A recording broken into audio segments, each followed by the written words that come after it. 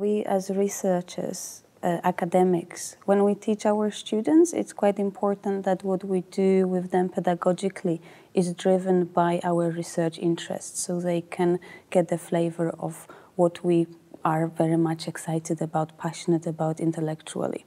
So if we have in business schools the kind of academics who are interested in the humanities and who think that looking at organizations, studying on organizations while using the concepts or ideas from the humanities and social sciences is a fruitful way of looking of organizations, why not translate it into how we teach and what we teach as well? So the first thing is overall, if we are organizational scholars who are interested in the humanities, then of course this should also be reflected in our pedagogic practice.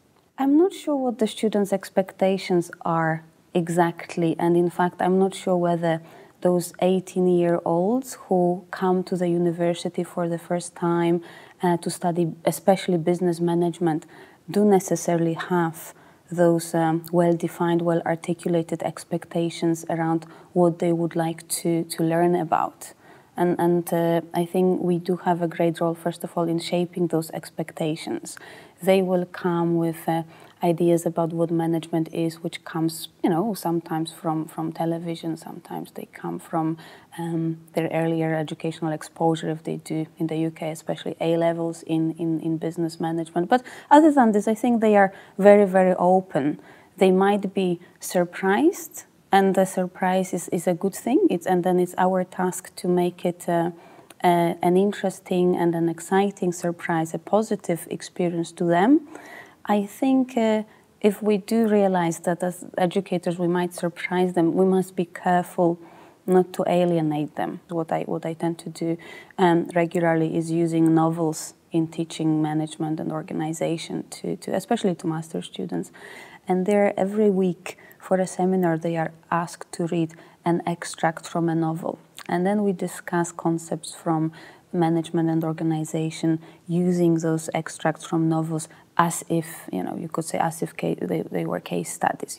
That's probably the closest analogy. And then in order to write their coursework, the students are asked to pick a novel themselves, to read a novel, to possibly choose one that they feel particularly comfortable with, something that they've known for years, and then again to analyze some concepts from the whole curriculum on the basis of that novel. And also on the basis, of course, of the academic literature with which they also need to familiarize themselves. So that's the framework according to which I teach management and organization with literary fiction.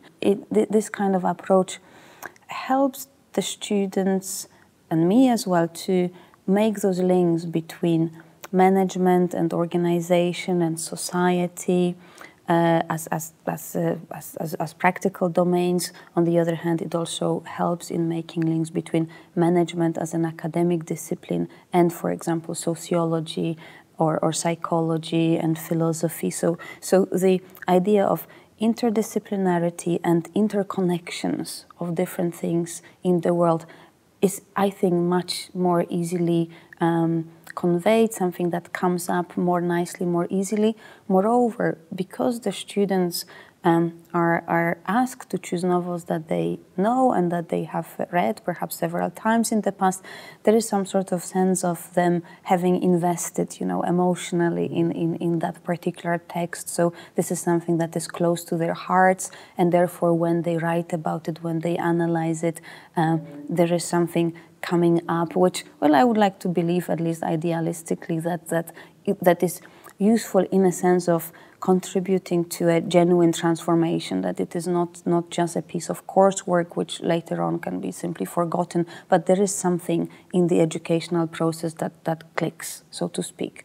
There is, to me, an idea about who it is that we are trying to educate and what kind of person would, in some sense, graduate. And of course, we can't overestimate our role as educators for what we do for the students. Nevertheless, if they are with us at the university for a while, a period of their time, we do have some kind of influence upon them. I believe we do. And therefore, we also have a certain responsibility And we need to think about what it is that we do for them and that we do to them, and then what we do for the broader society.